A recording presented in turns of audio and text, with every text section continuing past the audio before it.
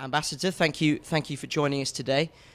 We are 5 days into the negotiations, and there are lots of rumours, lots of talks about how the negotiations are progressing.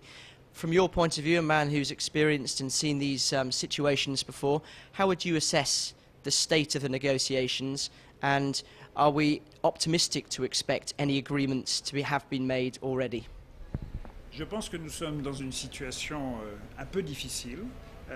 Nous avons la partie technique, tous les groupes de travail qui fonctionnent aujourd'hui fonctionnent bien. Il n'y a pas de blocage des négociations, donc ça c'est plutôt rassurant et positif.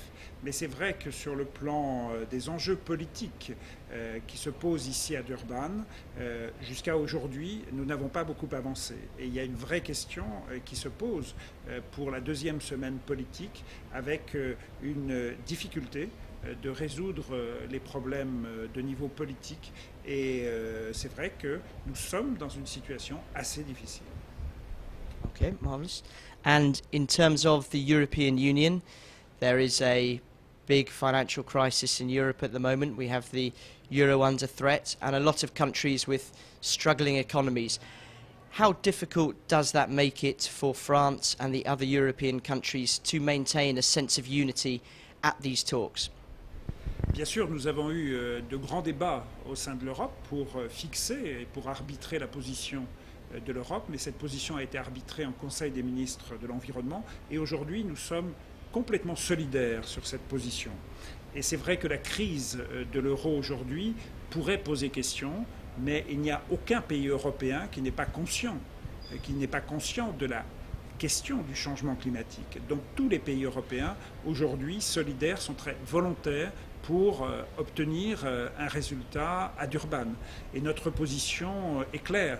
Il s'agit d'abord de s'engager dans la deuxième période de Kyoto, et la France en particulier est en pointe dans cette volonté, mais aussi de décider sous la Convention d'un mandat, d'une feuille de route pour ouvrir un processus de négociation pour aller à terme vers un accord juridiquement contraignant et global, comprenant l'ensemble des pays.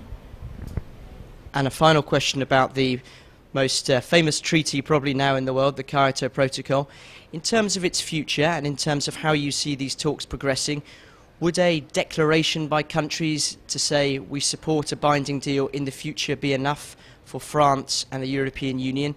Or are you determined to see a more binding treaty implemented over the next week if the circumstances are sufficient? La France est naturellement très attachée au protocole de Kyoto, puisque c'est le seul système juridique aujourd'hui dans le monde contraignant qui fait avancer les réductions des émissions de gaz à effet de serre.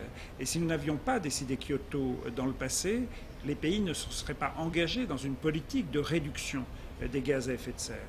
Et les règles établis par Kyoto ont permis justement cette politique et la politique des pays, et en particulier évidemment de l'Europe, qui on le sait a une ambition très forte pour réduire ses émissions de gaz à effet de serre. Donc ce que nous souhaitons, c'est vraiment partir de Kyoto, peut-être améliorer certaines règles bien sûr du protocole de Kyoto, mais cette base juridique est essentielle pour aller vers un accord global juridiquement contraignant à terme.